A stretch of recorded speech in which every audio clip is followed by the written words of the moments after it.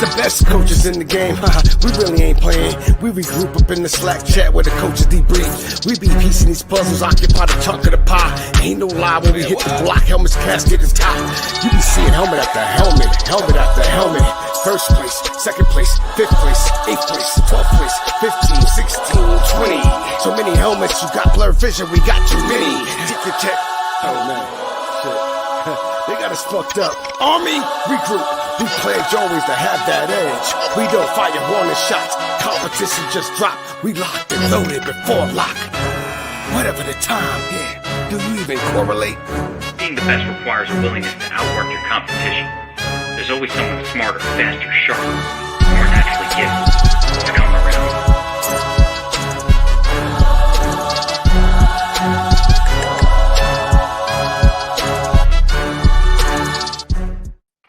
What's up, everyone? Welcome back to another DFS Army WolfPack NFL Daily Fantasy Football Podcast, where we bring a roundtable of DFS Army pros together to break down the NFL Week 14 slate. From a bit of a tournament perspective, we take a little tournament angles in this show. Got the roundtable together, and we got an awesome group here for NFL Week 14. We've got Burnsy, a.k.a. the Shark Chronicler, a.k.a. the Smoke Chronicler himself. He wrote the book on Millie Maker winning. He's got all the math, all the numbers. What's up, Burns? Hey, guys. How you doing? Do you like the Smoke Chronicler monicum? Got it. Only people from the 90s even know what that means. And we got the sleeveless one himself, the MMA master, the Tears Destroyer, 17-inch guns I've verified, never wearing sleeves. Big Marley, what's up, my man? Not much, man. It's starting to get cold out here, but I'm allergic to sleeves, so can't throw them on. Here to break down the slate with you guys, though. I'm excited about it. Hoping to find some good sneaky plays from you guys because I'm not set on anything yet, so my mind is open. I love it. I love Week 14. I love this slate because one of the cool things about it is, one of the things I do every week, Big Marley, is first thing I try to figure out is where's the chalk? Where's the chalk going to congregate? And then we try to figure out, all right, what's the cash lineup based off of that, and how can we pivot a little bit for our 3-max? The chalk is not congregating. That hasn't happened that much yet this week. There are a lot of games that look really, really interesting. There are a few tournament games. I can't wait to hear Burns' take on some of these spots. And of course, your boy Julio's out this week, so we got to figure out what to do about all of that. The High Chief Jamel Dean for the Bucs might be out at corner. A lot of injuries and a lot of situations popping up that look juicy and attractive. So we're going to go through all of that stuff on the WolfPack. All right, let's do it, guys. Let's start with a quick look at the odds screen here, and you can kind of get a sense of some of the games that look sexy that we might want to attack. Obviously, the Vikings game right here. Wait, let me put that up on screen. The Vikings game, 53-point total. This is a game that I'm really excited about, guys. Going up against the Bucs, you got the Vikings. The Bucs are probably going to be without Jamel Dean. And we've got this team, Burns, that stops the run really, really well with the Bucs. So it just smells like a great game for at least one of Thielen or Thielen or Jefferson, with a tournament nod to Dalvin Cook, who no one's going to be playing, but he's an elite player in a bad matchup. So Burns, how do you attack a situation like this? You've got the Vikings, they're underdogs, probably going to be throwing a little bit. Bucs team you can't run against. They're going to be throwing. There's only two guys that they throw to in this offense. They don't throw to anybody else. Yeah, it's a tricky one because Tampa Bay's defense has been good this year, and people are going to shy away. Like you said, Dalvin Cook, they're going to shy away from pass catchers because it's a perceived tough matchup in the secondary with Tampa Bay for Minnesota this week. I think we can attack that and utilize that to our advantage. Yeah, I love the situation. I like that the High Chief Jamel Dean is going to be out for the Bucs in the secondary. He's their best corner. And again, it's not a verified out, but I mean, it's not looking good for him. Marley, you on this game at all? A little Cousins 3-man stack. It's a very, very expensive stack when you look at the salaries on DraftKings. Cousins, Thielen, and Jefferson, all three together, could work, but you're paying a lot and you're sacrificing some other really sexy 7K-ish level wide receivers to put these two guys in there. Yeah, I mean, I like it. It's going to be one of the games I stack up in my 150 lineups on both sides, like 4 and 5 man game stacks. But I don't see me going there in single entry just because it's so hard to lock down what's going to happen on the Bucs side. They just have so many guys they can spread the ball around to. So I don't like stacking the Brady side when I'm picking a single entry lineup and guessing what 1 or 2 receivers are going to go off, or Gronk. But on the Viking side, it's a lot easier if you want to go Thielen Cousins to both of his wide receivers, bring it back with whatever your favorite Bucs player is. I like it that route a little bit more. They are 6.5 point underdogs, so they should be passing to catch up. And Cook, I mean, he looks like the best player in the league right now, so if we're getting low ownership on him, I definitely like that as well. So this will be one of the ones I'm really focusing on more so in my mini max, my 150 type of lineups. But maybe I'll have a piece from each side, like a little mini stack in my single entry type game. But I just don't like targeting Bucs in those type of lineups. Yeah, the Bucs are the Bucs side of the game is a little bit trickier to sort of figure out for me as well. It does look like Mike Evans might not play, so we could get a little more concentrated offense between Gronk, Godwin, and Antonio Brown, who I kind of like at 5,500 on DraftKings. Kind of cheap, probably get some volume. You have to think that Antonio Brown in this game, coming off of a bye week where they've had a little chance to sort of maybe draw up a couple of more plays. You know, the way it works in the NFL, the game week, what happens is they're really just game planning for the week. There's no real time to sort of like integrate a new player and do shit like that. So when you have a bye week, a couple extra practices to sort of integrate some things, that's where you might get a little more Antonio Brown involvement. Of course, you know, it could be hoping and wishing, and maybe it's stupid to play a 5,500 Antonio Brown when there's this like a $6,500 Chris Godwin hanging out right there. But Godwin's got some finger issues as well. It's a little tricky there. So really exciting game though across the board. And what I think though on the Vikings side, you're right. Listen, no one's going to own Cook here. No one. And there's 2 reasons for it. One, the Bucs are legitimately good against the run, like number 1 in DVOA, not a joke. They haven't allowed like a 60-yard rusher at all.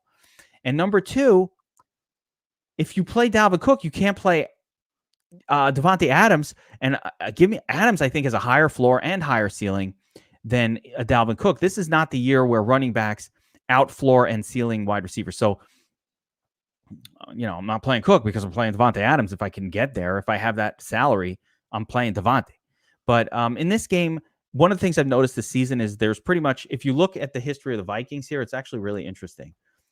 It's almost always a player in the nuts every single week of the season. They just are that kind of an offense that produces nuts plays. So, you know, I just want a piece of them. Even in a tough matchup, I want a piece of the Vikings. It's tough to afford them, but I think Thielen is the best play of the group.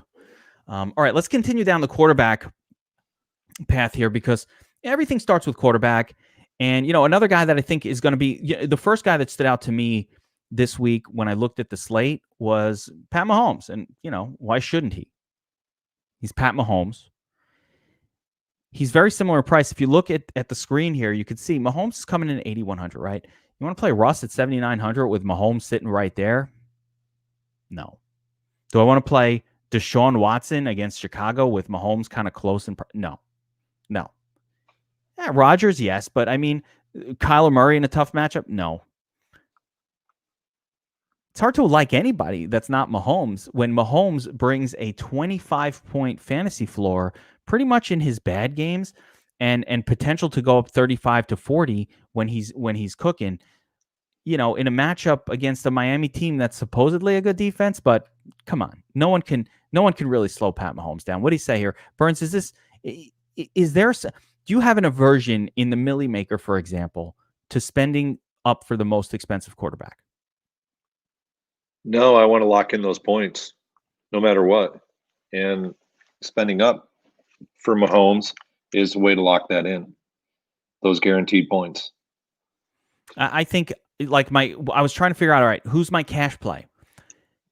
I'm not using any of these guys in cash, guys, because it's too close to Mahomes. The only consideration I have when I looked this slate over and was like thinking about cash games was like, all right, if I'm not playing Mahomes, I need to save a lot of salary. Like I don't mind it if I can spend some serious extra dough, on a better running back or an elite wide receiver somewhere.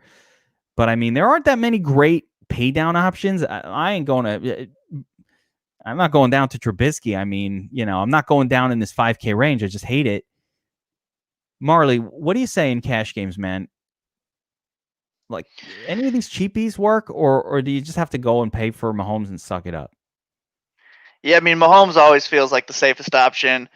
And anytime I have a Mahomes in my single entry or 3-entry max type lineups, those always seem to be the best lineup I create of the weekend. So I'm always down for some Mahomes, and it's easy to stack him up with Tyreek or Kelsey.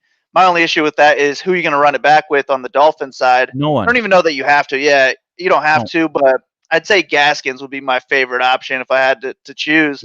But that's what's really keeping me away from clicking on the Mahomes in my single entry right now.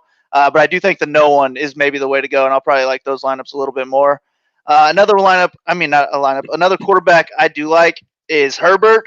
He's a little bit cheaper. He's coming off of his by far worst week of the season, and now he's got a decent matchup against the Falcons in a game I think can shoot out. I don't know that I'm even going to play any cash this week, but I do like him as a GPP guy, 3-entry max type guy, and I'd say him and Mahomes are going to be the two that I'm really going back and forth with for my single entry. I'm obsessed with Herbert this week. Obsessed with it. But, again, there is a little bit of opportunity cost when you play Herbert. If you're trying to squeeze Keenan Allen in there, because, again, Keenan Allen, 7,700, it's very expensive. It's more expensive than, if you think about 7,700 for Keenan Allen, do a little bit of math, a little bit of DFS math, right? That means I need 8, 16, 24, about 32 fantasy points out of Keenan Allen. Again, spectacular, best matchup ever. I need 32-ish out of him to keep pace for a 200-point lineup. He's only hit that 32 number kind of twice this season. This is not a guy that gets there that level very frequently. Like, for him to hit tournament upside, he had a 34 one week. He had the big 38, and the one universal truth in both of those games was Austin Eckler was not playing. So I love Herbert, but I don't know if I want to stack him with Keenan Allen. I'm kind of thinking, A, I don't mind stacking him up with Austin Eckler. That's one way. But B, maybe if I'm doing like a tournament stack with him, I might want to do something different, like go Mike Williams. I know Mike Williams hasn't been super special, but at 4,900, my feeling is this. Listen to my logic, Burns. I want you to, hit me with this, because I know there's some numbers that will back this up. I'd rather stack the quarterback with the number 2 wide receiver than the number 1, because it's more correlated. In other words, Allen and Herbert have good games. It's not like a lot of correlation.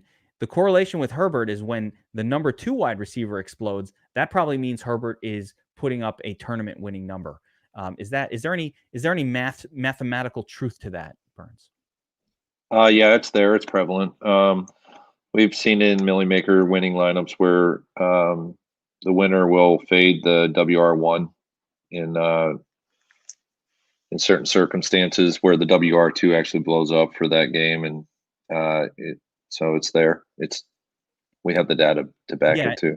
If you look, even if you look at just correlation numbers overall, the correlation between the WR2 and even WR3 with a quarterback is higher than the correlation with it. The WR1 always kind of has a good game, right? Even when the same thing happens with Rodgers, right? Rodgers and Devontae Adams, they go off all the time. It's a great combo. But when Rodgers is winning you a tournament, he's probably dragging another one of those wide receivers or the tight end alongside of it. So that's where, like, if I'm trying to win a tournament with a Rodgers, I need not just Devontae. I need Devontae, and one other guy, because Devontae's not enough to pull Rodgers to 36 fantasy points, win you a tournament. you've got to have a second guy coming through. And same thing with Herbert. Herbert's not getting there with just Keenan Allen and his volume. There needs to be somebody else doing some damage. And especially with Eckler kind of absorbing some of that, there's got to be another name. It could be Eckler. It could also be Mike Williams, though. So I like that combination. Burns, who do you like as far as tournaments, quarterback plays? We mentioned Mahomes already. We mentioned Herbert, who I love. I mean, are you on the opposite side of that game with Matt Ryan, no Julio Jones? Give me some other teams that you're focused on this week in tournaments for your 150 entry max play. I mean, I don't mind Tannehill again this week. Going back to him, I don't mind it. I think a lot of people will look at that game and see the 7.5 spread and kind of be off of it, but it does present a good matchup for Tannehill, and Tannehill has gone off on them in the past. And a lot of people are going to actually play they're going to play King Henry James on that. So I do like Henry in this game a lot too. So don't get me wrong on that. And another one that I think could have a really good week this week is Deshaun Watson too. Oh, no. That's the silly for the Millie play that I can't get on board with. Can't get on board. Yeah. Not on board. Yeah, the hard part is who to pair him up with. Brandon Cooks is not a WR1 now, so I don't see that. But Kuti he's priced like a WR1 though. I don't want none of that smoke. No, and he's going to be another chalky guy.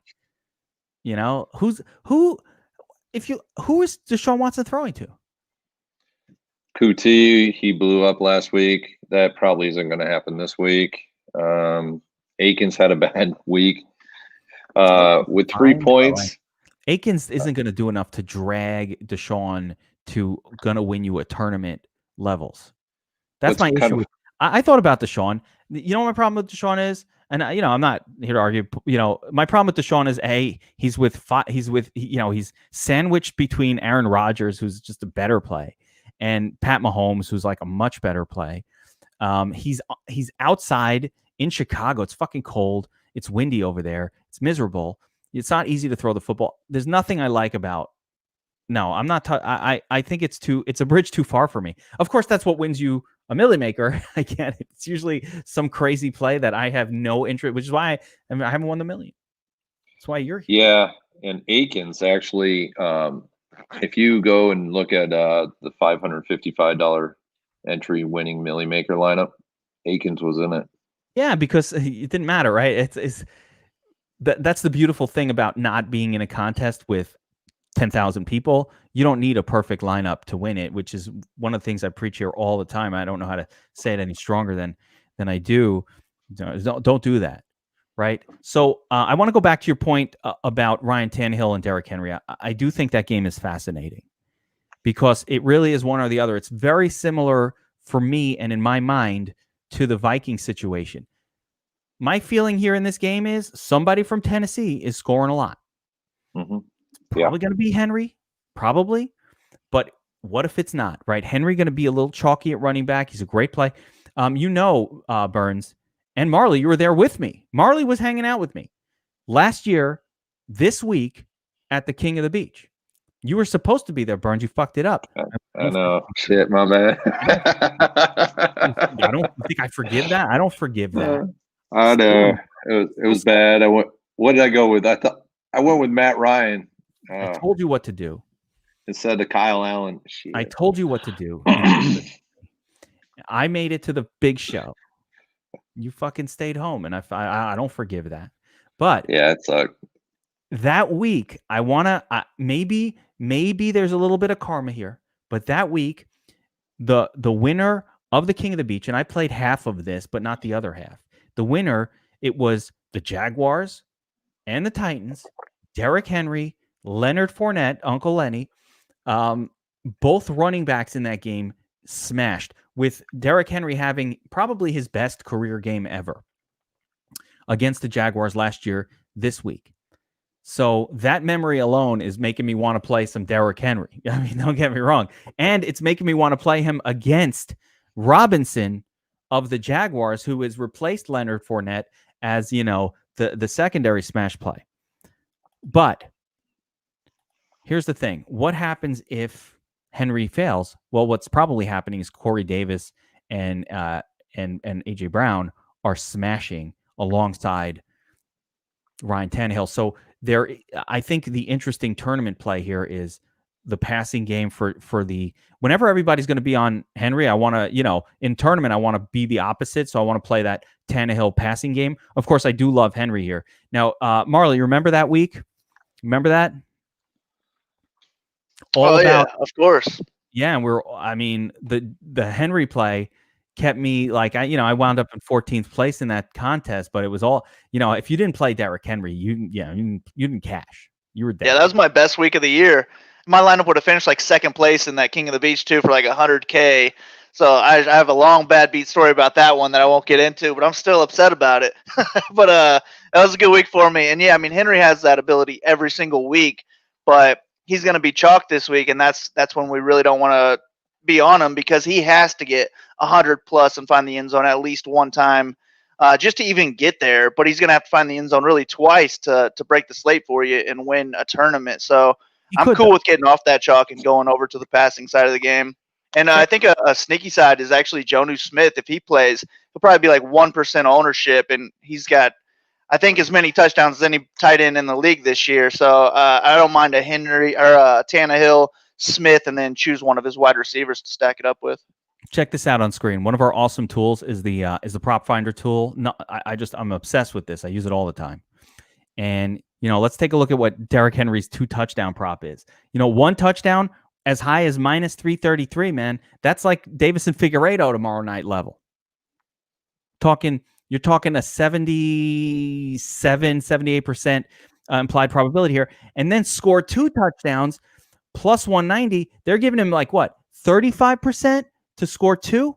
Here's a plus 130 on DraftKings. Those I don't even want to pay you. They're basically saying 40% chance this guy scores 2.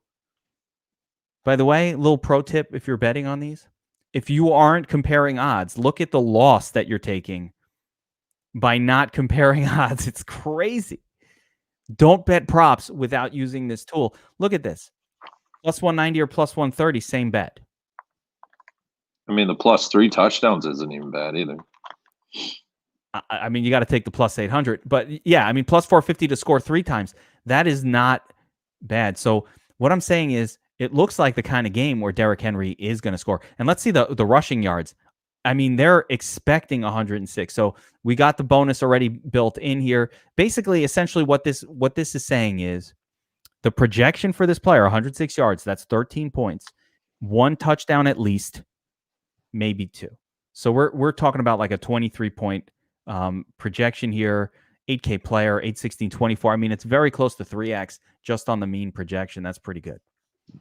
And I mean, earlier in the year, Henry was like 35% owned in this matchup, and he went out there and got 8 points. So, I mean, not the worst chalk to get away from. One thing about Derrick Henry, it's actually, I'm glad we're spending a minute on this. Derrick Henry always has it within him, always, to fail. The floor is lower than most of the running backs, because without even the 5 catches a game, or the 4 or 5 receptions and 40 yards that Dalvin Cook gets you, that's 1 extra touchdown he needs to score. That's 1 extra touchdown he needs to score just to keep up with the guy who is somewhat used in the passing game. So Derrick Henry, always a very low floor. He's probably never the safe cash play. And I'm going to go out on a limb and say he's probably not the guy I want to use in cash this week. As great as these numbers look, the fail is always there, but I do love him in 3 max. I want to play him in my tournaments. But maybe in cash, like the decision in cash game is between him. Actually, we'll use the prop finder for this guy. Between him and Devontae. Again, you can't really play them both. And, I mean, he's got a 92-yard projection. He's got 7 receptions, potentially, and similar odds to score a touchdown. So you want to give me 110 yards and on the ground, or you want to give me 90 yards but 7 receptions? That's 7 extra fan. 26. He's already at 26.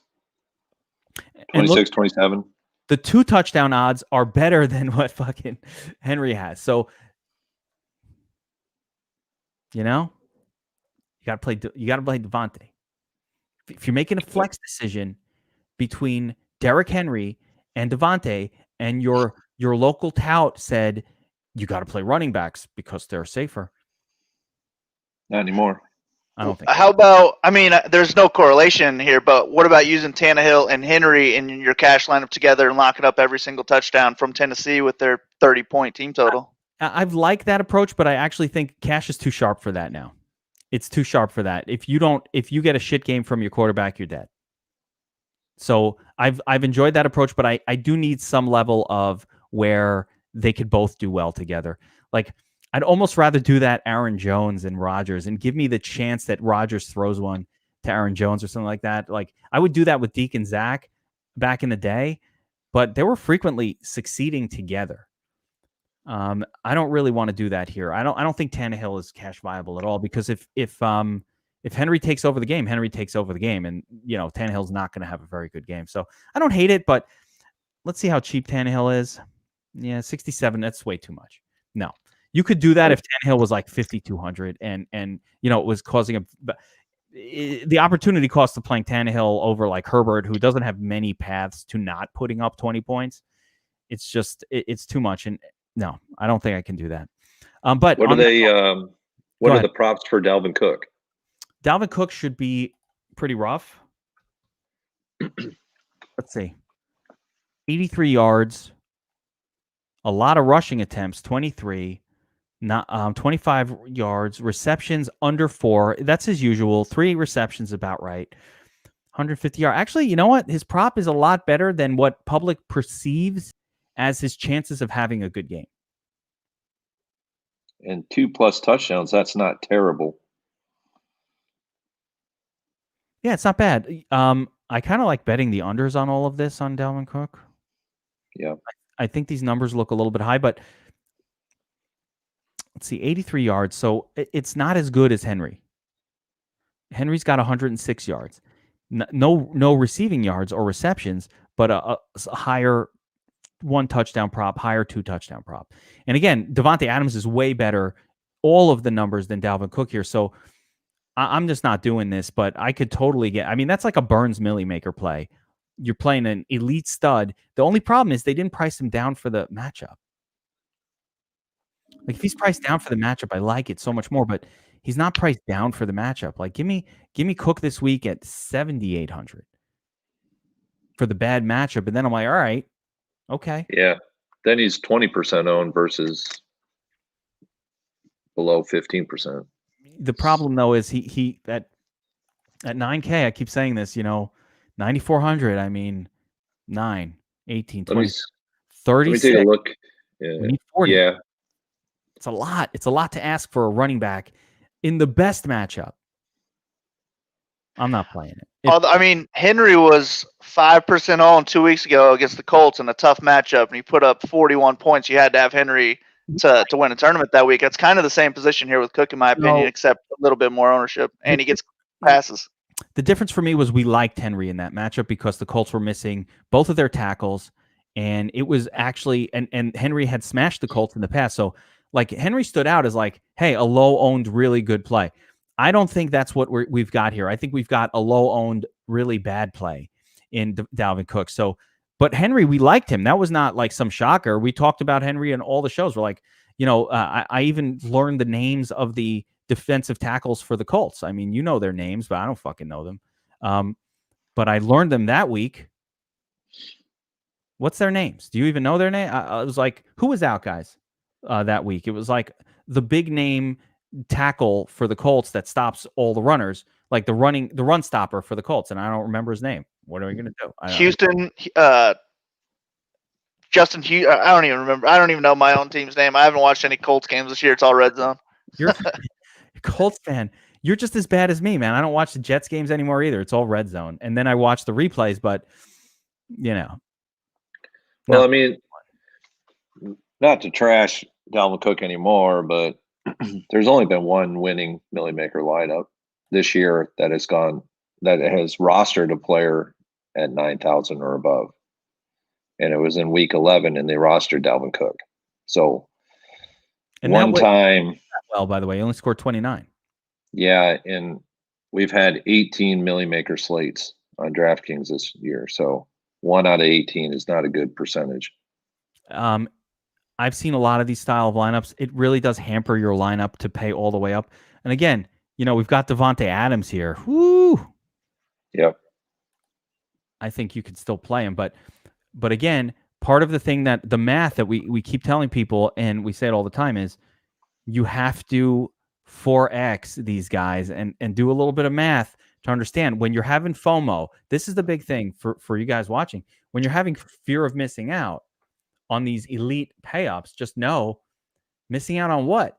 If he only scored 30 fantasy points, which is like a great day, he's probably hurting your lineup, like your tournament lineup. It doesn't. DeForest Buckner, there it is. That's the name. DeForest Buckner was out. So if I'm not playing Devontae Adams this week in cash, I'm in trouble, because if Devontae puts up 35 in cash, that's just raw points that you want on your cash lineup. A cash lineup, I'm not trying to get to 200. Remember, I'm trying to get to like 170 on DraftKings. So I don't need 200 plus. I'm trying to get to 160, 170, depending on the week. And I need the raw points. In tournaments, man, you play that guy and he doesn't get you 4x. Now you better nail the Kiki Kuti play, and you better nail 2 others that look just like it, where you get like an 8 or 9x on some cheapie, or you're dead. You put in Ferkser and he gets you 10. That's not going to do it. Actually, it's not going to kill you, but it's not going to do it. All right, let's talk some more quarterbacks that we might build lineups around this week. We already talked about Mahomes. We already talked a little bit about Herbert, which I think is a great play. Tannehill, if you're going to fade Derrick Henry, I think is a great play. Kirk Cousins might be my favorite of them all, because he's cheaper and it's a very comfortable stack with either Thielen and Jefferson, or one of the. I like it when it's comfortable. I like when I could just start the lineup and it's like, boom. All right, let me just go right to it. There we go. We started the lineup. Hey, bring it back. Tampa, bring a piece back from there, or not. Even Ron Jones Jr., by the way, is interesting, but I don't like it. I like those. So any other place for you popping this week via the numbers, Burns, in terms of a potential stack? Maybe not these super expensive ones, but somewhere here that's hiding that I haven't thought about yet, but might be good, but it kind of looks gross. Like, are we playing Trubisky outside again, going for that? How about Red Dalton against the Bengals? Any of these stand out for you as potentially good enough to win us a tournament this week? The only other one, Dalton's not bad if you want to go after that revenge narrative, but Teddy KGB ain't too bad either. Teddy KGB is a great call. I like that. I like that a lot, because, again, very comfortable stack, right? You start off your lineup with Teddy, no Christian McCaffrey to suck up all the tutties. No DJ Moore, yeah, that's what I was just going to say. I think you start your lineup like this. It's like, yeah, I'm just going to play Anderson and Samuel and see what happens from there. Like, Teddy's not getting there if he's not dragging 2 wide receivers with him. He's not getting there with just one. So you might as well just do it.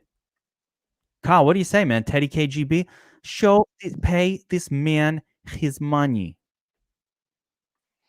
Yeah, I like it. I'm cool with some Teddy this week. Dalton too. I like the revenge game, and his receivers are cheap. The other one I would mention that nobody's going to be on would be Kyler Murray. Him and Hopkins are like under 10% owned as a combo this week. So I don't hate that nobody's on him. I mean, it's hard to go to him after he's had 2 or 3 bad weeks. He's not really rushing much anymore. But if he does, then everyone's on him the next week. So you might as well get on it before everyone else is. Certainly, I like that call. Yeah, certainly tournament playable. We did see some good things out of the Giants defense. No one's going to want to play him. After that win against Russ, no one's going to want to play anybody against the Giants here. The recency bias is very, very strong. As a secondary negative, you've got Bradbury on DeAndre Hopkins. Hopkins expensive, tough one. Don't like to play wide receivers going against Bradbury. But the craziest of it all is maybe we should be ignoring that recency bias. We've been on this idea that once Murray hurt his shoulder, you got to stop playing him. So thank goodness DFS Army people, Statsational was all over this right off the bat. He's very, very strong about his philosophy of running quarterbacks. once they get injured, you got to get the fuck off the train and just avoid. We've seen it with all of these guys. We saw it with Mahomes most of last season with the ankle. We saw it with Russ a couple of seasons ago, again with the high ankle sprain, comes back. And we've seen it with Lamar Jackson when he got hurt earlier this year and then kind of wasn't doing a whole lot. And of course, Kyler Murray hurts the shoulder. And everybody thought, well, maybe he's going to run more because he can't throw. But that was a poor interpretation. What happens is they don't run him at all because they want to protect the shoulder, which makes it even worse. So I guess the big question is, if he's fully healed, yeah. But it's GPP only because you don't know that. I mean, you can't go by the 5 rushes for 15 yards last week. That ain't telling me nothing good. Of course, the Rams, you're not doing anything against the Rams anyway, but, that didn't show anything good. It's been very tricky. It'll be interesting to see how that plays out, but I don't mind that as a tournament play. And I like the two that you guys mentioned there with, Dalton is kind of a crazy, long shot, ridiculous play. I don't love it, but, I kind of like some of the wide receivers from Dallas. So, for whatever that's worth. And certainly Teddy KGB, I think, is actually quite a good play. Although, again, not, the ceiling is no Mahomes, but he's 2K less. So fine by me.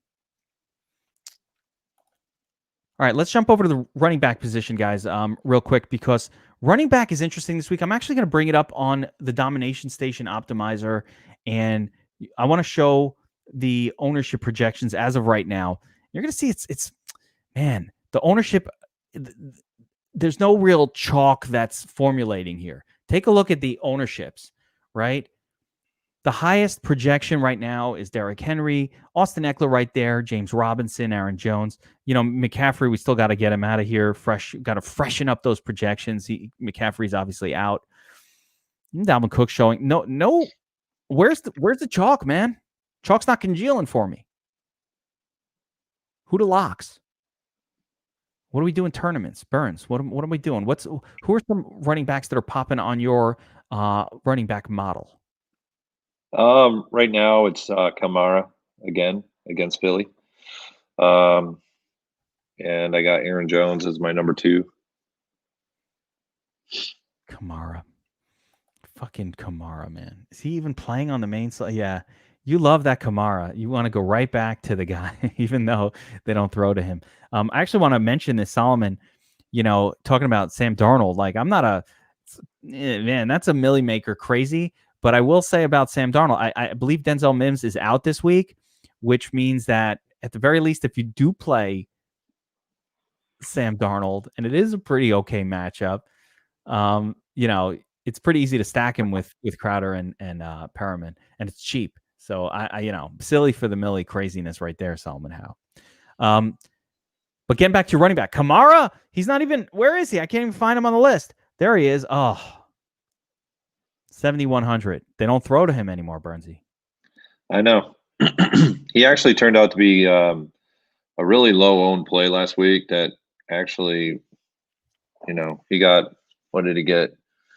2.5x. He was fine. I mean, he was fine. He has a hard time getting, he has a hard time getting the tournament winning levels. He put up 17. It was 7K, 714.21. So, I mean, it's not winning you a tournament, quite honestly. And I could see that happening here again. Like I said, it's a good defensive matchup. There's no doubt about that. You want to go up against the Eagles and whatnot, but man, they took away a superpower. I feel like it's Solomon with short hair. Like, fuck that.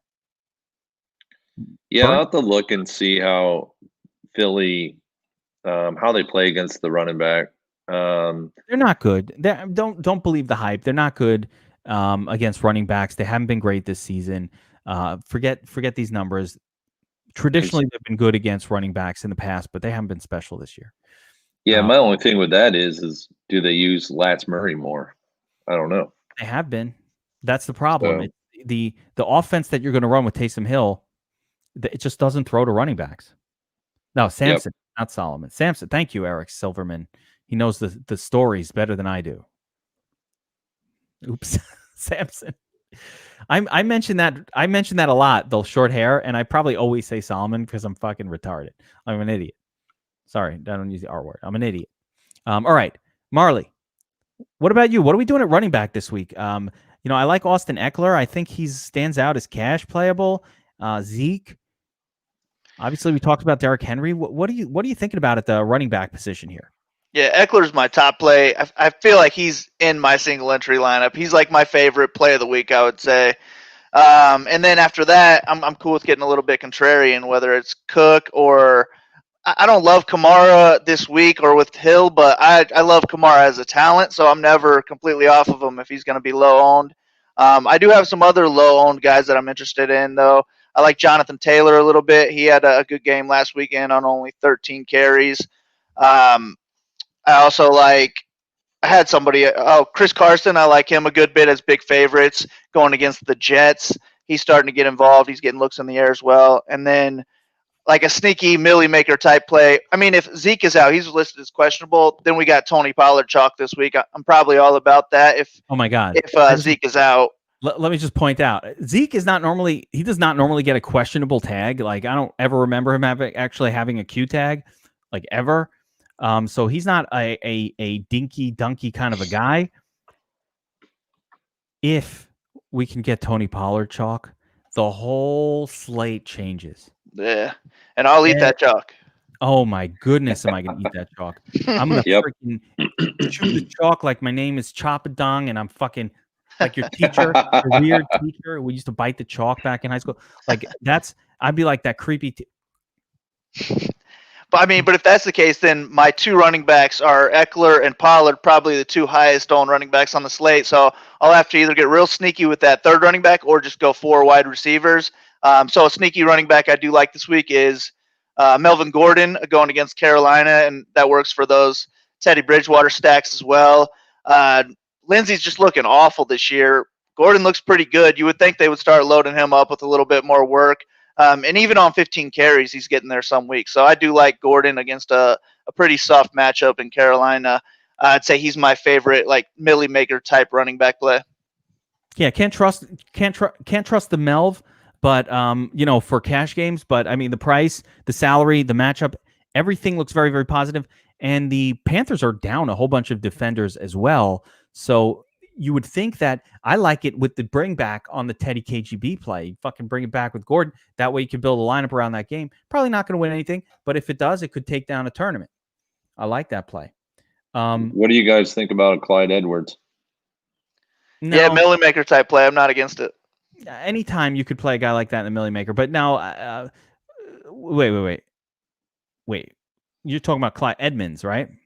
No, Edwards. Hilaire. Oh, Hilaire. Yeah. I mean, he's always in play. 5,900. It's a fine matchup, but like, does he ever do anything? He never does anything. He's such a long shot most weeks. 11 carries. Yeah. I think he's playable. It's the matchup is fine.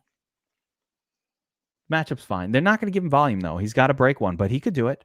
So I think that's a Millie Maker play. Burns, that's a classic Burns play. As a matter of fact, after last week, everybody's like, Burns told me to play this guy. I can't remember who it was, but they're like, that's the Burns play. And I'm like, motherfucker, who was it? Well, I didn't have that guy. Who is the big play from last week from the article that everybody was talking about afterwards? Like, I was on it because of Burns. I can't remember who it was. Shit. Oh, man. I forget. I can't remember. It might have been. Like, it was like, that's the Burns play. Burns. And I was like, who? What? Waller broke the week. Was it him? We do have a couple of commenters asking about Montgomery and Ron Jones. And I'm going to say this, King David Montgomery, about Montgomery. He's the same play he was last week, just a little more expensive. Like, I don't want to pay it. I don't want to pay it. It's a great matchup. If everybody else wasn't on it, I'd be all about Montgomery, but he's going to be a chalky running back this week, and I just don't believe in his talent enough to buy into chalk on him. I don't know if he's going to be chalky or not, but what I want to point out is that the guy scored 2 touchdowns last week in order to get to the 27. So I can't count on 2. I can really kind of count on 1, maybe, but like, all right, he's getting passing game work. It is a great matchup. Everything looks good for Montgomery. I think he's got to be in the mix. But if the question is, do I want to play him as my cash game play? In other words, one of the 2, and I probably won't even play 3 running backs. One of the 2 that I squeeze into my lineups. Yeah. I mean, if it was 5,500 again, hell yeah. Right. Now somebody who's out. Dolphins missing. Oh yeah, Dolphins missing all their starting linebackers. There we go. That's hilarious. Oh yeah, I remember the Kenyon Drake call. That was different. So the other name, yeah, Dolphins missing. Yeah, I remember the 2 weeks ago. There was one from last week. The other guy that people are asking about here is Ron Jones, and you know what? Ron Jones almost made my Geeks pick sheet this week, and then I pulled him. Like he was on it, and I was writing up notes, and then I just removed him. A, because there were too many running backs, but B, he doesn't get enough volume. You know, they keep mixing in. The reason I pulled him was because I looked up Ron Jones, right? And I'm like, I like Ronald Jones. He smashes every once in a while. There's no doubt that he has these little blow-up games, right? There's the 28-pointer, you know, the 29, the 21. He's had a few of them. So it's like, okay. Last week against KC, not that much work. Scores the touchdown, gets a couple passes. My main problem with him is like Fournette is still being used. So he's still out there and still getting touches, 3 carries, 3 targets, 7 carries, 4 targets. He's still out there. But I don't hate Ronald Jones Jr. at all. I kind of like him. I think the matchup is great. You can't ask for a better matchup really than against the Vikings right now. And the Bucs are favored. And the numbers probably, I would think, Burns, that your numbers point you to, home favorite, running back, 7 points. That's the formula, isn't it? Yep. Pretty close, yeah. Yeah, I mean, if he would get the steady carry. So I don't hate Ronald Jones Jr. here, but again, he's not like safe enough for cash. I do think he can smash this game though. But it's just like a little bit too sketch for me. I think maybe he's a 3-max playable guy though. Like you could play him in one of those lineups, but like you said, the other issue is I just wish he was a little bit cheaper because he hasn't, like, his production maybe doesn't perfectly line up with this salary level. Yeah. How about DeAndre Swift? D Swizzles, Big Marley. You like D Swizzles here? I mean, he's going up against the Packers as an underdog play, but he's got the Q tag, but I think that Q tag is bullshit. Illness is not like the same thing as a real questionable tag. So concussion's good to go now? Yeah. I haven't even looked at him actually, so I don't know. Yeah, the concussion's gone already. Then he had some sort of an illness that wasn't corona. I don't understand how you get. By the way, let me hold on a second. Let me talk about something else. How the fuck you get sick in the corona era, but it's not corona? Like either you're keeping away from people and you're not getting sick, or you're out fucking, eating Taco Bell. Yeah, you're out fucking sitting in restaurants and shit, and then you get the corona. It's like, what's the in between? You shouldn't get a cold. Well, speaking of illnesses, David Johnson was just ruled out with an illness. So we got Duke Johnson if you want to go there. I won't be going to Duke Johnson. I'm not a believer in their rushing game as a team. No. And I'm not a believer in Duke, but I think that's now available at least. No, fuck Duke Johnson. Why are so many players getting ruled out during the WolfPack? Like, what is going on? Changed my whole slate around. Duke Johnson, 4,800. Fuck that. And a Q tag. This gets even worse and worse for the. To me, it just keeps getting worse for the Texans. I don't like this. Who's the running back behind him? No, the illness is not from the concussion. They don't call illness. If you have a concussion, it's a concussion. That if they're saying a non-concussion related illness, that's a different thing. Eric Kendrick's out for Minnesota. So again, more positive potential for the rushing game for the Bucs right there. Yeah. Nicolo thinks Swift is going to get 24. Listen, DeAndre Swift, here's my argument for Swift. He's not getting. I normally don't like to play underdog running backs. It's not my thing. But Swift isn't getting. He's not getting game flowed out of that game. Even if the team's from behind, they're throwing a Swift. What else are they doing? They're in the long down and distance. They're in the hurry up. Swift is in the game. It might be better for him. Then that's when you shelf like old man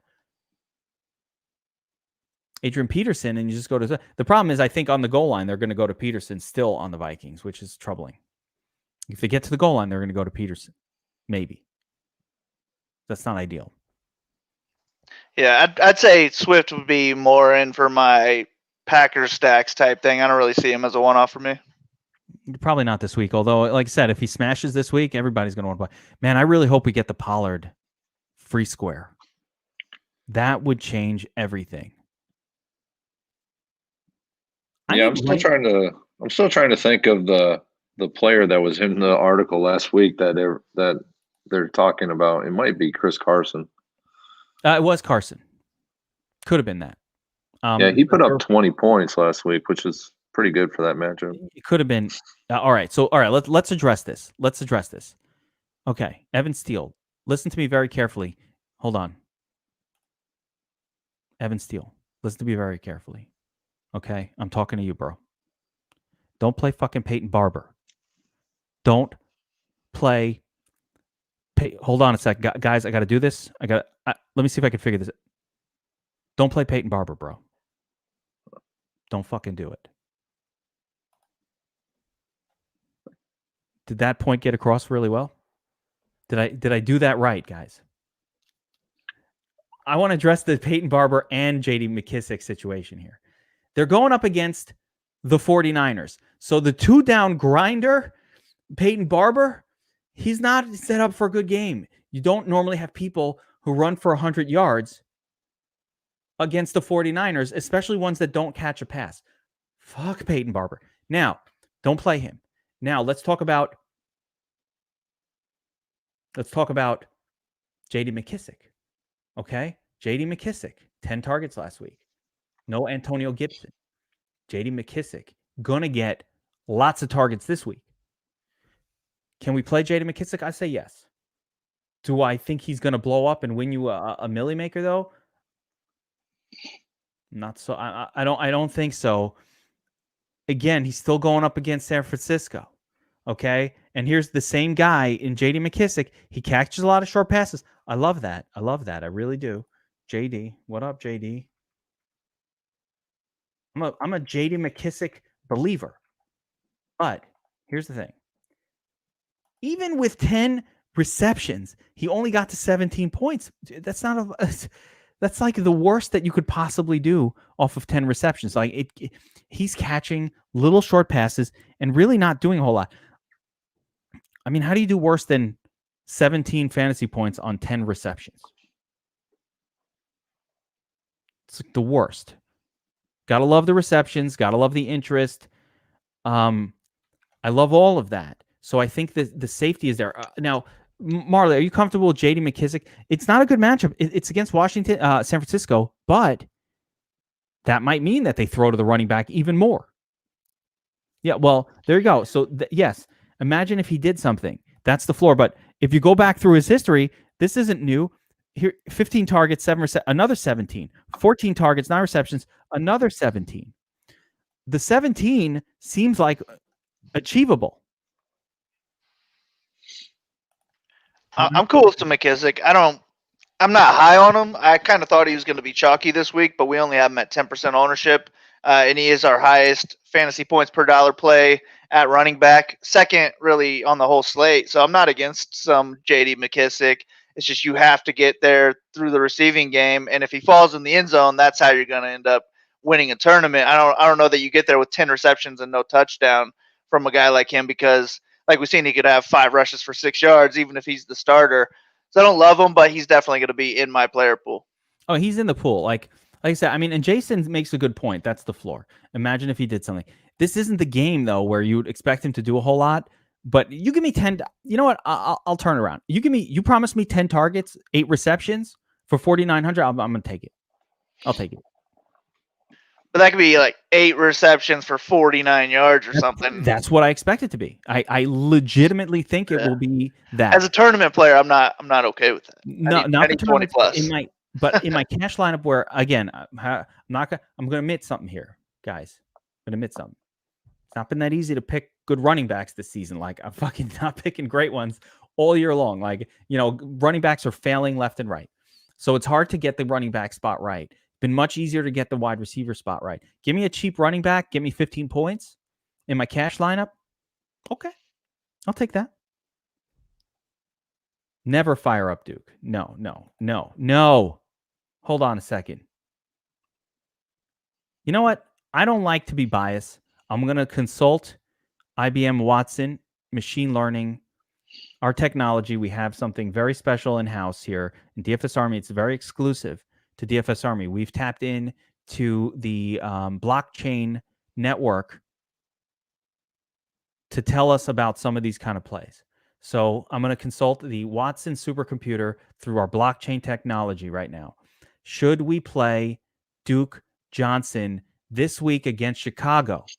Is he a good play? Hell no, to the no, no, no. Yeah, to the no, hell to the no, to the no, no, no.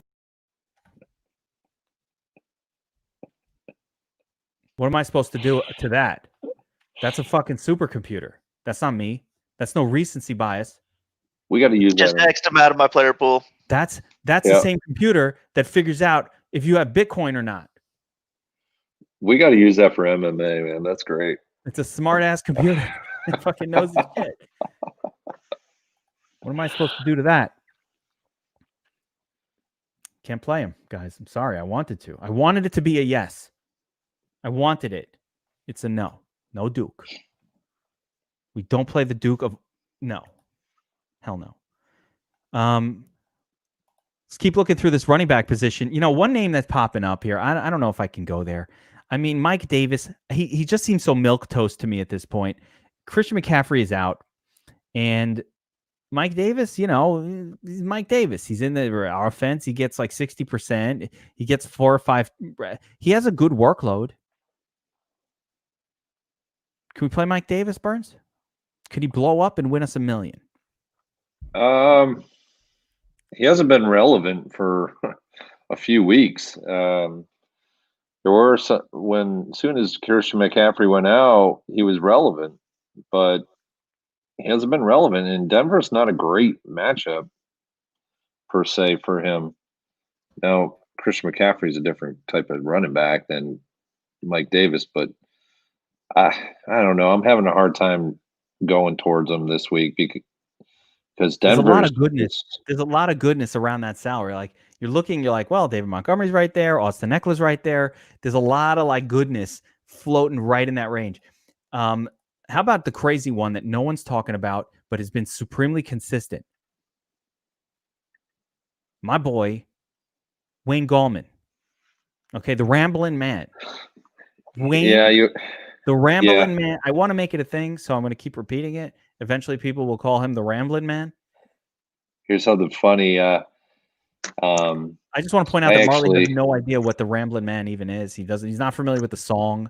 He doesn't know the group that sings it, and it's disturbing me. He doesn't even know who sings it. Why is it relevant? Yeah. I actually played Gallman at about 10-15% last week. Oh, I've got a lot of. I had a lot of Gallman. I've been playing him every week. Not last week. That was your fucking pick that people are like, what the fuck? And then I was like, he picked Gallman? What is he, nuts? That's what it was. Because I'm like, what is he, fucking crazy? Who the hell's playing minus 13, a 13-point underdog running back, and why? With that horrible quarterback? Yeah, no, imagine that was the one that I was like, Burns fucking recommended Gallman? What the hell? Imagine if he got Alfred Morris's 2 touchdowns. I know he could have. He already had he had over 100 yards in that game. Rushing. Ridiculous. But the fact that they're bringing in Freddie Morris, that does not bode well for Gallman scoring touchdowns. Like, dude, give this man his touchdown. Pay this man his due. But I don't mind the matchup. I don't like the Morris factor though. Fucking Freddie Morris, really? Yeah. Really? And Marley doesn't even know what the Ramblin' Man song is, why it's relevant. Maybe it'll keep me away from playing bad players. Yeah, you're better off not knowing. It's fucking Allman Brothers Band. God damn it. All right. My dad loves them. I should know that. How do you not know that? Didn't your father force you to listen to that shit? All the time. Yeah, but it was more like, can we change this instead of, I like this too. Ramblin' Man is like Freebird, except like a little bit, it's just like a different version of that. So basically all of the Allman Brothers songs were about how like, don't try to tie me down, woman. I'm a Freebird. Like I'm a Ramblin' Man. I'll come around your town. We can hook up, but then I'm going to leave. And like, I need my freedom. It's a whole band where every song is basically just about like telling his woman, don't expect me to stick around for very long. I'll be here for a little bit. but then I got to go. Okay? Can't lock me down. I'm a Maybe I free should bird. try that tonight. See how the wife reacts. Yeah. Good luck with I that. would like to just touch on Jason little thing here about targeting Carolina and Detroit and to win millies. Yeah, I would continue to target Detroit and Carolina right now. You can target Carolina with Melvin Gordon, like we just talked about. And then I would target Detroit with Aaron Jones this week. Aaron Jones is my second rated running back on the board right now. I think, we saw Aaron Jones put up 50 points against Detroit the last time they played. I mean, they can't stop the run. The only negative that keeps me off of Aaron Jones as like the cash play is just the mere fact that he's always going to split touches. They don't give him the full work. Let me put it like this, Burns. If by some miracle Jamal Williams was out this week, I would click the lock button on Aaron Jones. Like, it would be the no-brainer of the year. He'll be in 100% of my lineups. I'll make 300 lineups. I'll make 1,000 lineups. He'll be in every single one. Yep. I would not worry about it. I still like the only thing you would worry about with that situation is if he got an in-game injury. Yeah, just like that. That would be the only thing. All right, this is a good question here. Evan Steele. Yes, Adams did. I think that was the game that Adams came out, by the way. So yes. And some weird shit like that can happen again, but I do believe that that's what happened in that game. Now, Evan Steele's asking about Miles Sanders. So RPO, who the fuck is RPO? Run pass option. Okay. I thought it was like a player name. I'm like, Jalen Reagor. Here's the deal. We have no idea. This, Burns, I'm surprised you didn't bring this up. Jalen Hurts, this whole situation, we have no idea how the Eagles offense is going to look with Jalen Hurts at quarterback. We don't know. I have no clue if he's any good. You're right. The run pass option. I don't know if they're going to run the run pass option, but one of the mysteries, the Millie Maker winning mysteries, is what if Miles Sanders all of a sudden starts getting usage? We know the talent is there. They just don't run him. What if he gets usage now? Yeah, I mean, it could happen. My only thing about this game is they're going up against the Saints. And it's the worst matchup. No That's the problem. We won't if they were going up against somebody like, I don't know, even middle of the road, like the 49ers, I would be more on it. But New Orleans is no joke, and they're fully healthy again this week. The two guys that were out last week, Janoris Jenkins and the defensive lineman, that's one thing. And that's the reason why you could have looked at that game as possibly shooting out against Atlanta last week. But, they're going to be back this week. And that's just tough. It's exactly what I said on the Vegas Lines show. I was like, man, I wanna like get on the mystery of what will happen with Sanders and Hurts together and all that, but not against the Saints. That's not the right team to, that I don't want to play anybody against the Saints. Period. I don't, like what I was saying. It's very different from the Taysom Hill game where his first game in, it was like against the Jaguars or some shitty ass team that you're like, oh, I'm willing to take a risk with Taysom because they're going to smash this team anyway. The Saints are a great defense and they play slow. There's just not that many opportunities, and they're the best team against the run, or one of the best teams against the run. Here we go. Solomon's asking about the wise King Solomon is asking about Daniel Jones. I actually think the only problem with Daniel Jones is, like, I don't know. I don't like the Giants wide receivers. It's like I don't really want to play Slayton anymore. Slayton's getting like zeros. He's down to 40. Actually, now this is a Millie Maker play. Burns.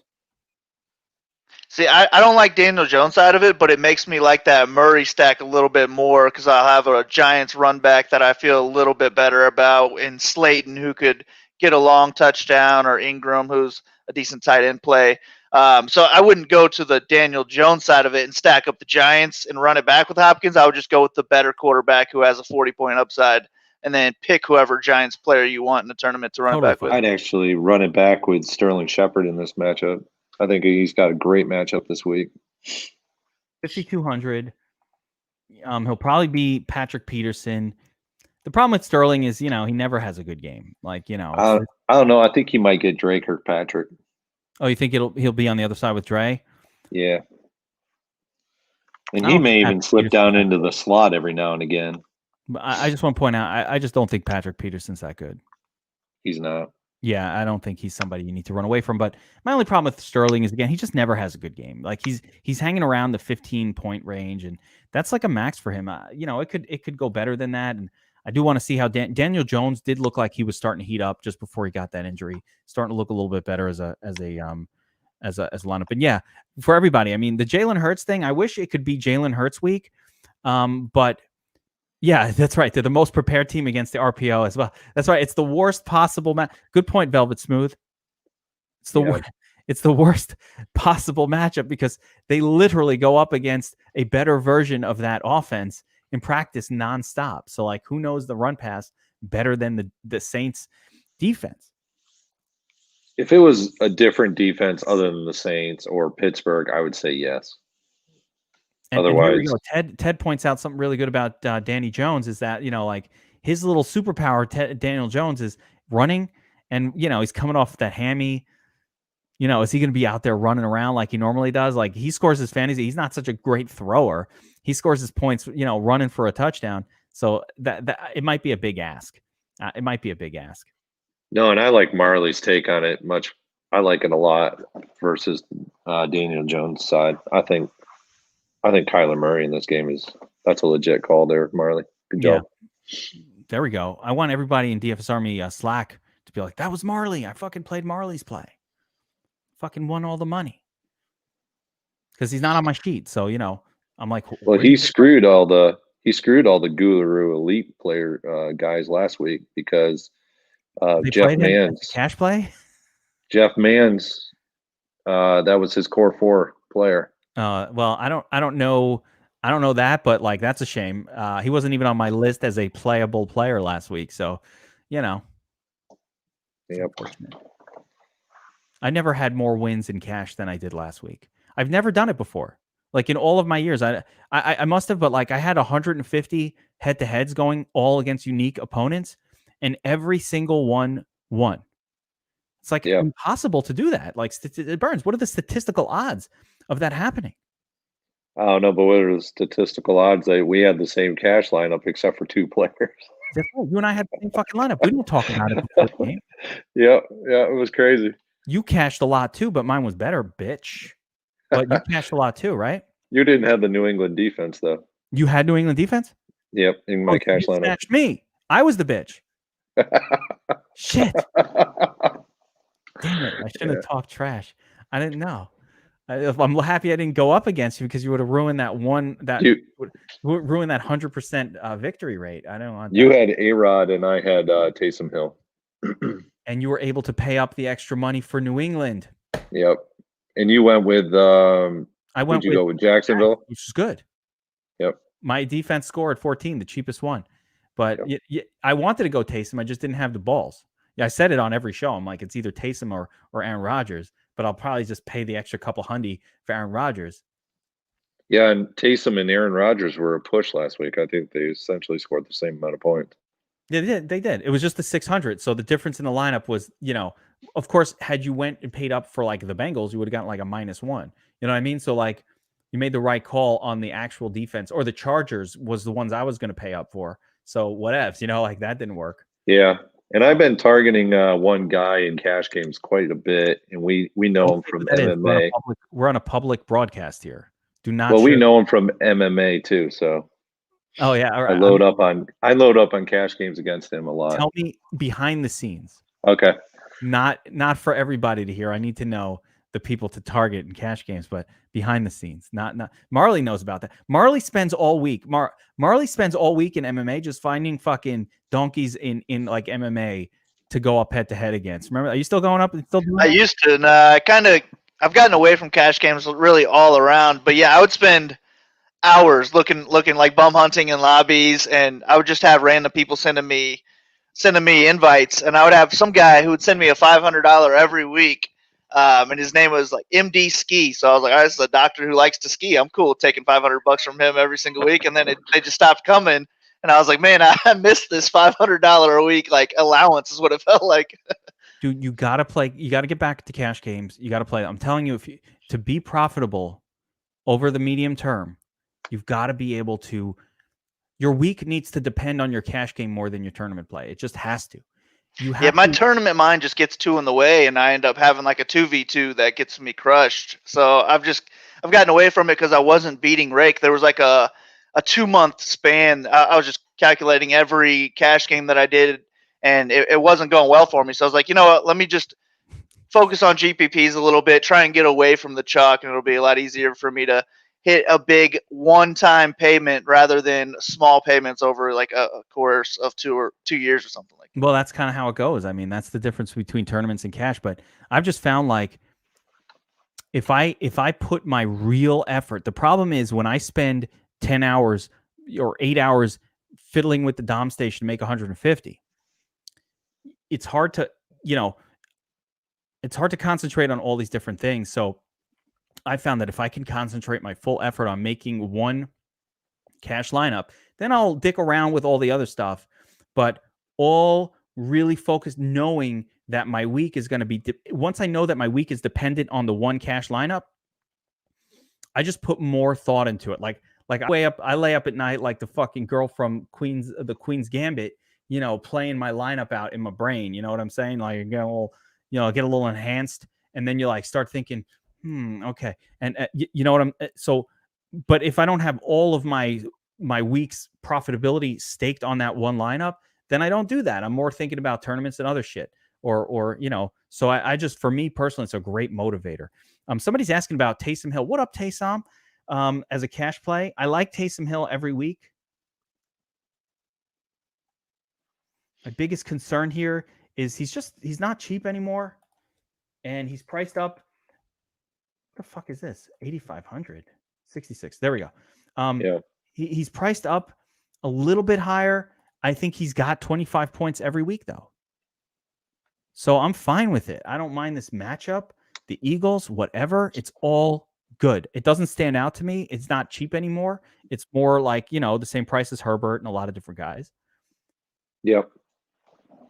Yeah, you're on board. And I have a hard time thinking the Eagles are going to score. That's the other thing. Yeah. The Eagles are going to have a very good game here. So that's my only inkling of not going with him, like more than a certain percentage. Yeah, because they could just wind up. Side. Yeah, what if they just run it down the throats of the Eagles because the Eagles suck and they're dominating them defensively? So I think you can get a higher floor. I love Taysom most weeks, but again, I could just get up to Aaron Rodgers, pay a little bit more, or Herbert seems like a much, much higher floor kind of a play against Atlanta on the road. There's just better plays right there at the same price level. Yeah, and that's kind of why I like the Kamara play and looking at maybe Lats Murray too. So and loading it up with a mini stack of New Orleans Saints defense and one of the running backs. I've got a scary season-long fantasy decision to make with Miles Sanders. Can I play Miles Sanders in the flex? Who else do you have? I'd have to bring in like a wide receiver. I could play Lats Murray. I have him. I'd have to bring in or like a wide receiver. Actually, I don't even have a wide receiver because Mike Evans is going to be out. So, it's going to have to be like a Lats Murray or a Mike Davis. I have Mike Davis on. I might play Mike Davis there. All right, let's throw this out there. This is a real decision I have to make. And I wasn't even considering it originally, but Mike Davis or Miles Sanders. I think you got to play Mike Davis, no? I think so. Marley? Yeah. I mean, I don't know, man. Season long, that's tough. I would rather play Mike Davis on DraftKings because we have him at like 0.53% ownership. That's what makes me like Mike Davis this week. Nothing else on paper really makes me like him. Our ownership projection does not reflect that Chris McCaffrey. Right, yeah, that's kind of thought that too. So I figured once that gets updated, I'll just be completely off of him. Yeah. So I don't know. That's a tough call. That's about to change. All right, let's take a look at the tight end spot real quick, and we'll wrap this up. Here we'll just take a quick look at the tight end position for this week, and at the top, man, this is a tough week to pay a lot of money for players, but man, give me some Kelsey, I'm very happy. I love him as the pay up, of course, no question. Any hesitation on just loading up on Kelsey here, guys? I mean, I can't think of anything. Nah, just expensive. I'm not one to usually pay up at tight end, but Kelsey's just on a different level. He's in play every week. I agree. Yeah, this is a particularly good play. Like it should be in a great spot. It's Miami. They have pretty good cornerback play. Not that matters, but yeah, you got to load up on Kelsey. But let's say we can't afford. I would play Kelsey in cash too if I could figure out a way. Again, if the Tony Pollard free square happens, some way that I can afford this guy, I would play it. Solomon's asking about Hayden Hurst. So now with Julio out, that is your specialty team, Marley. Hayden Hurst, the guy. I'll tell you who I like. People are asking about Hayden Hurst. We'll get to that. You know what? Hayden Hurst is yet to have a good fucking game. Fuck Hayden Hurst. Where's his good game? Fuck this guy. I'm not completely against Hurst. Well, for me, really, I'm not against any tight end at this point because I've taken a 0 from tight end like 3 or 4 times this year in my single entry. So I've just been getting crushed, and it's been to a point where like I'll take a $2,500 tight end that will see the field 5 times if that's going to get me up to somebody else that I like. But Hurst feels safe enough where he's not going to put up a dud. With no Julio, you got to like that as well. And then I think I wrote Hurst up maybe in my coupons article. I think the Chargers have allowed like 15 or more points to opposing tight ends in half their games this year. So I don't hate the Hurst play because he's going to be unowned. He's super cheap. And that's a game that I want to target pretty heavily this week in game stacks. I've looked at, I mean, I don't mind it, like I said, but I think the best play. So I think we're going to get some bad chalk, and I think we have some really good plays here. So somebody mentioned Logan Thomas. Logan Thomas feels like bad chalk to me. He's coming off of a very big game, right? And there's recency bias galore going on right here. 9 targets, 9 receptions, 24 points. Like, hell, 300 seems low priced. And that was against a good defensive team in Pittsburgh. So, kudos to that. The only negative I've got with Logan Thomas is it's against 49ers, and they're very good against tight ends. They're very good defensively overall. Again, Pittsburgh, same deal, and he made it through that and did great. So kudos to that. But most weeks, Logan Thomas has pretty much been a turd. And in bad matchups, I think that it's a bit of a scary play for me. Rams, Baltimore, I don't know. I don't love Logan Thomas here. He's going to stand out, though. And he's going to stand out as probably the best points per dollar projection on the slate. He'll stand out. But again, I don't like it against this team. The one I do like is Noah Fant, as long as he could stay healthy. Fant is getting like a 23. You know what? I should show it on the matchups tool here, but let's see if I can get that going on screen. Fant is getting a 20+%. Here it is. Target share most weeks. There he is, 19% most weeks. So he's right up there with any of these pass catchers, but he's a tight end. 26% last week. Seems to be the first target for Drew Lock. I think Noah Fant is a really good play. And he hasn't had the big blow-up games either, which is concerning, but he's not a bad play at all, and it's a good matchup. The other names you mentioned already, Evan Ingram is fine as a pay-down option. Jordan Reed is really, really interesting as a pay-down option. Burns, what do you say here, man? You're really good with picking out tight ends. Revenge game, too, for Jordan Reed. Yeah, Jordan Reed is my number 3 tight end for the week. I think he's going to have he's in line for a great game. I'm not going to say that he smashes. But if I had to move down a little bit further in terms of salary, I think the one guy that could go significantly under-owned but has a good matchup is Jimmy Graham. Yeah, they've been. Let me show this. Hold on a second. But he's getting target vultured from Komet. So that's what I want to show that on screen here. Jimmy Graham, man. The snap percentage is going down. It's 64% on the year. It's down to 49% last week. Cole Kmet, 45% on the season, 78%. Cole Kmet target share. Why not Cole Kmet? Why not Cole? I'd go Kmet there instead of Graham.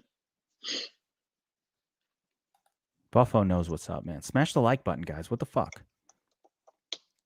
What the fuck? We're public. And they're No, I think essentially public- the same price. They're the same price. 79%. The guy got a 29% target share last week. 21%. This guy is getting thrown to as much as anybody. And you know who they're not throwing to? Him. Jimmy Graham. They ain't throwing to Jimmy Graham anymore. Trubisky likes him a lot. Yeah. And that's not a terrible little mini stack there of Montgomery and Kmet. I don't hate it. I think Cole Kmet's going to make my list. I like Reed. I like Kmet. I think you almost have to pay down at tight end this week. The way that the wide receiver groups comes together. Sample had a ton of targets. Had an actual good game. That's fine. I don't mind it. Yeah, no Jimmy Graham. Fuck Jimmy Graham. By the way, you don't want old guys at the end of the season. These old guys, you want them at the start, like the Larry Fitzgerald types. You don't want them. Listen, I'm an old guy. Okay. You know, I go out. I'll give you a sports story of an old guy. Okay. In the off season, in the summertime, I like to play badminton. It's a sport that I'm into. And, you know, early in the season, I got all my shit together. I'm crushing it. I'm crushing my 8-year-old kid. Fucking making her cry every fucking game. Right? Badminton, I make her cry every fucking game. Then, you know, the summer's going on. I get an injury. I got a groin injury. I'm like out there. I'm limping around. It's like I can't fucking win. My 8-year-old's whooping my ass. And I'm like fucking crying myself. That's how it goes. That's how it goes with old guys, man. You fucking start off the season. You're looking good. You're feeling good. You're flying around out there. Then you fucking hurt your groin. You got a little bit of a fucking, you know, you got some knee pain. Now your 8-year-old is whooping your ass. She's taking your dollar every time you lose the game because I know I don't play if it's not for money. Nothing. I always play for money. I wouldn't forget about Tanyan from Green Bay either. Yeah, Tunyon, but only Tunyon for me is only going to be a Rodgers stack play. I don't think I want to play him standalone. You know, if Tunyon's going off, Rodgers is going off. Like, oh yeah, for sure. Yeah, if Tunyon's going off, that's that whole thing we talked about before. Like, if the secondary wide receiver for a team is going off, that quarterback is going bananas. You know, if Mike Williams is going off for the Chargers, you know Herbert's having like a 36-point performance. So, yeah. Defenses real quick. I love these additions, by the way, guys. These guys are literally going on my list that weren't on my sheet before. Cole Kmet, Reed. You know, Akins, do I have to mention Akins again? Just as good of a play as he was last week. He's a better play this week than last week because last week he was chalky. This week everyone's off of him. Yeah, even better play. No reason to even talk about it. He's a good play. He's very good. Want to play Akins. And by the way, you mentioned you like Burns likes Watson as a I don't want to keep bringing that up because Watson not a good. I don't like Watson this week, but I don't like him. But I mean, if you like Watson at all, you got to like Akins because who the fuck is he throwing to? And you know, he's got to throw to this guy. So yeah, I don't see why not. Let's talk defense real quick. I don't like to dwell too deep on the defense each week, but Burns, does anybody stand out based on the Millie Maker math? Which defenses should be? I mean, this has been like you fucking nailed the Patriots. I need to just send me the defense every week. Well, I don't want to do the work. Let me know who to play. I actually one of my defenses from last week was the Giants, and he didn't like that one, and they actually won that game. I hated it. That's what I'm saying. Don't listen to me. What the fuck do I know? I'm not winning Millie Makers.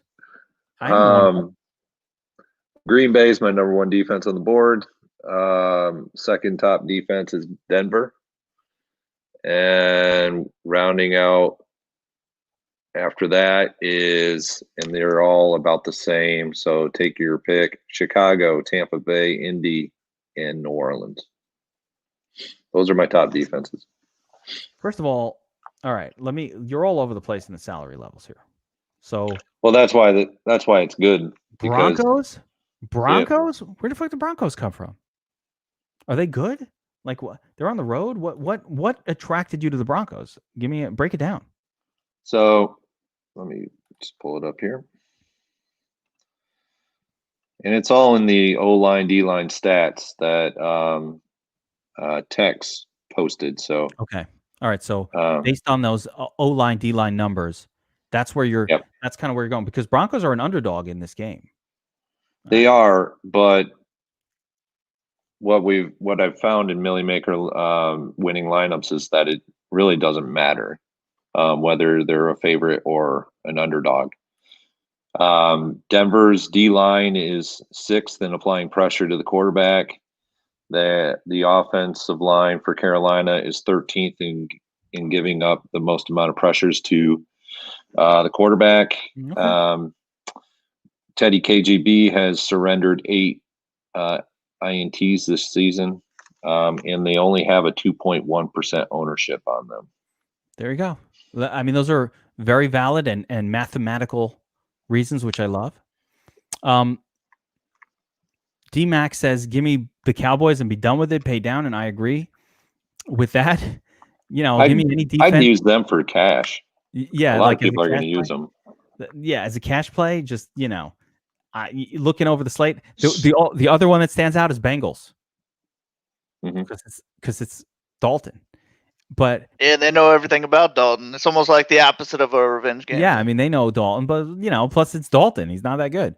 Plus, but the better one is probably the Cowboys because it's, you know, Bengals QB, whoever the fuck that's going to be. Is it Allen? Is it, you know, that other dude? I don't know. But Bengals QB that's not named Burrow is not good. So you can expect like mistakes. And while the Cowboys haven't been a scoring defense and they probably won't stand out on the D-line statistics, I don't think it matters because when you have a bad enough quarterback, like, you know, whoever's going up against the Jets, like if it's Darnold out there, you know, he's going to turn the ball over. Or early season Darnold certainly would have. Let me try to think here if there's anybody else. So yeah, my first go-to in cash was Cowboys. And, you know, I'm always thinking cash first. Broncos did not pop off the page for me, but, you know, hey, I'll get on board with that, man. Whatever got you on the Patriots last week, I want a piece of that. I want whatever that smoke was.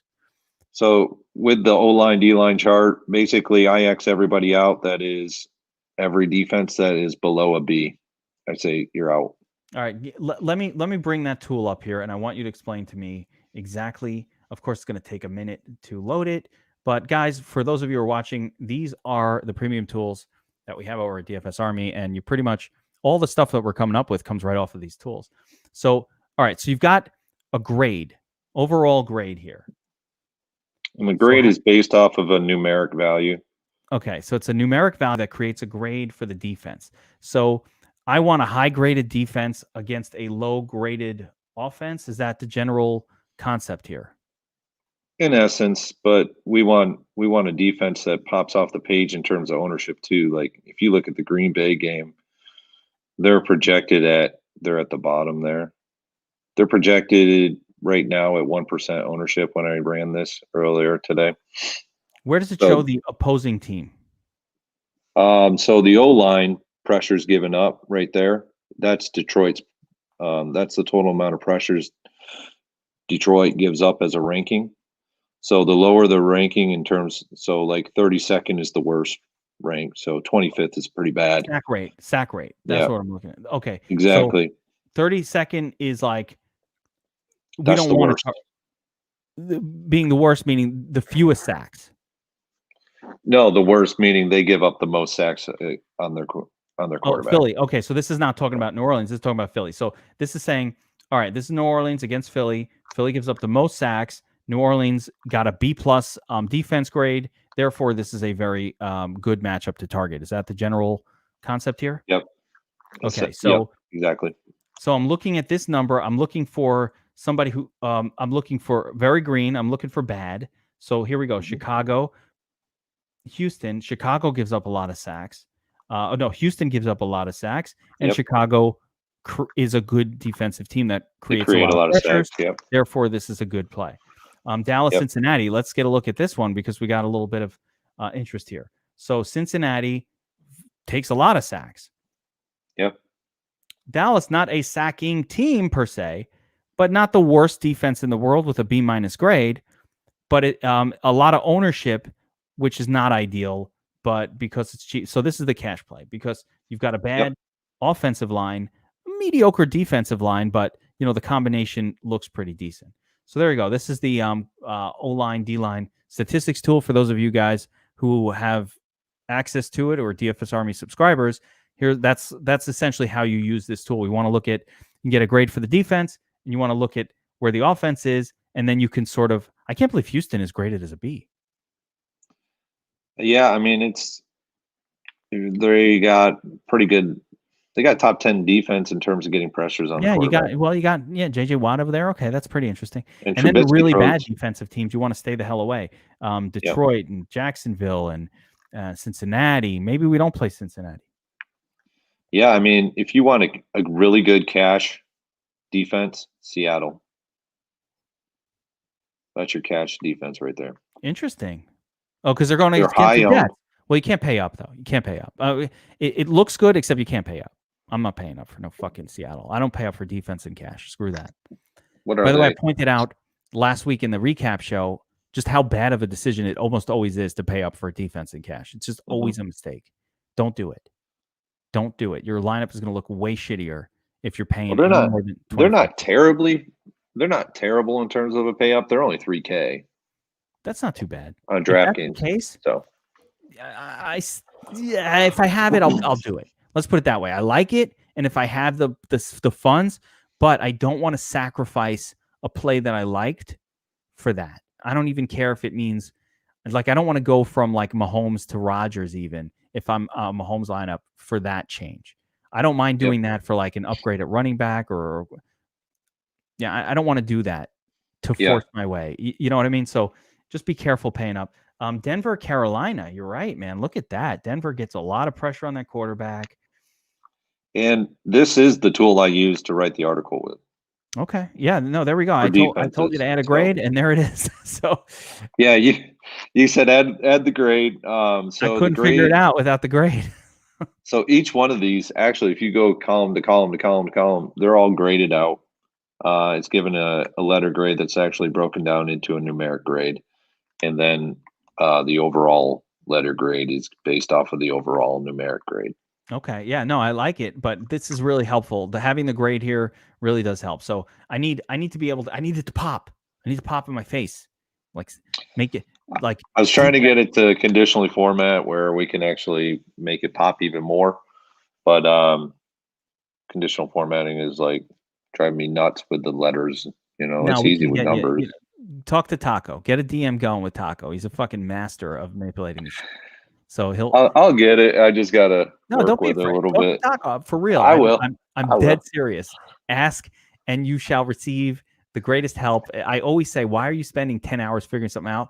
Like when this guy already knows how to do it, he'll show you in 5 minutes exactly what to do. So do that. But in the meantime, great stuff, guys. I love great show today. Buffo, if the Jets beat the fucking Hawks, I'm going to lose my shit as well. I will do this as well. I'm going to give up my Jets fandom card. They almost blew it this past week. They did us a Greg Williams. Thank you for doing the max fucking sack favor. It's the most classic Jets thing in the world to blow the Trevor Lawrence situation. I just want to point that out. They are going to blow it. I don't want to get my hopes up. And if they actually win a game, if they win a game, they're going to lose the sweepstakes on that. You need. Oh, wow. It's the Jets and the Jaguars competing for this player. The Jaguars own the tiebreaker, meaning that if the Jets are tied with the Jaguars, we lose the player. So the Jets can't even win once unless the Jaguars win, which they could this week. So the Jaguars could still squeeze out a win this year, but I know the Jets are not going winless. They're going to fuck this up because that's the Jets. That's what they do. They fuck it up. Just need to go to the other side of the city and go with the Giants. No. They're going to be they'll be the most putrid team in the playoffs this year if they win that division. They're not. I mean, it's disgusting. The Giants in the playoffs, please. All right, guys, let's wrap it up for the WolfPack. Reminder, I will be back. DFS Army VIP only Players Club podcast comes out tomorrow where you can hear a lot of the same shit I talked about today, but hopefully more in depth and hopefully a little bit more vetted as we find out and all this information rolls out. We'll bring it all together tomorrow on the Players Club. 3 max cash games focused and 3 max focused approaches. This is a great week, guys. Part of what I try to say at the beginning is there's no chalk really congealing around any spots. So you can be super creative with the lineups that are being put out there that all look pretty good. They don't have to be stupid. They don't have to be shitty, which is what I like. We're going to try to figure out, man, give me that Tony Pollard free square. I'm going to fucking load up this slate. If I just need one play like that I can lock button. Nothing right now. Tony Pollard will be that if Zeke is out. So I hope that happens. Burns, thank you for being here with us. I love having the Burns, the Shark Chronicler, the Smoke Chronicler himself on the show. And of course, Marley, Sleeveless Wonder. We got to fucking talk some MMA after this, man. Fizayev, why have you not placed a bet? And check my bets out.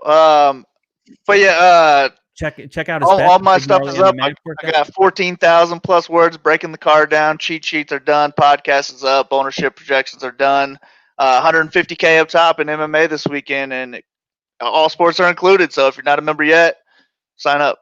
Yeah, DFS Army guys. If you're not a DFS, if you're watching this, you're not even a subscriber. After all of this, I don't know what to tell you. We showed the tools on the screen. It's how we. Marley, I can't wait for NFL over so we can start back up with MMA full bore, man. Yeah, and we need some more Geek on the podcast too. We need to change these 40-minute podcasts to an hour, 40 minutes. Get some more jokes in there and shit. You guys with your straight to the point podcast, man. If this was a fucking TV rating show, it would be dropping. It would be dropping like it's like crazy. You know, in a rush. There's no accents. I've listened to it. I haven't heard one fucking Russian accent in months. Not one. No, I mean, I don't want to step on your toes. I'm not as good, so I'll just leave that up to you. I mean, hey, not one in months. Like, hello, Homin Dolidze. You don't fucking, yeah, bro. I'm going to crush your face. All right. So anyway, I don't have it in me. No, you got to get that going. All right, guys. When does Marab fight again? Anytime Marab is playing again, trust me, I'm all in. I'll be on that slate. It was supposed to be one of the greatest fights with who was it? Like Raoni Barcelos, but I guess that got scrapped, so I'm not sure. That's sad though. Anytime he fights, the only guy that could resist his takedown is John Dodson. Now I learned that there's one guy in existence who could do it. No one else will. It's only Dodson. That will never happen again.